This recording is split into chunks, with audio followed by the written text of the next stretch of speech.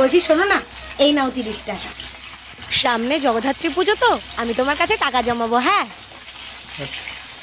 30 টাকা আছে, তোমার কাছে রেখে দাও। আচ্ছা ঠিক আছে। 30 টাকা আছে কিন্তু। আরে হ্যাঁ 30 টাকা।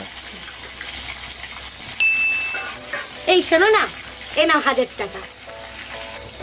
আজকে কিন্তু আমি তোমার 1000 টাকা দিলাম, মনে রেখো কিন্তু।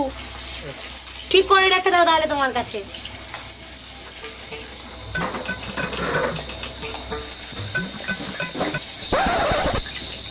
দাও আমাকে 30,000 টাকাটা দাও। 30,000 টাকা? কিছু 30,000 টাকা? আরে তোমার মনে নেই তোমার কাছে আমি টাকা জমাচ্ছিলাম? ও তুমি একদিন 30 টাকা, একদিন 1000 টাকা দিয়েছিলে। 1030 টাকা। 1030? কিসের 1030? তুমি কি কোনো হিসাব টিসাব জানো না নাকি? এই মাথাটা তোমার কোন অফিসে চাকরি দিয়েছে? হ্যাঁ দাও আমার 30,000 টাকা দাও। আরে বাবা 30 টাকা আর 1000 টাকা। হ্যাঁ 30,000 টাকা দাও, আমার টাকাটা দাও। শোনো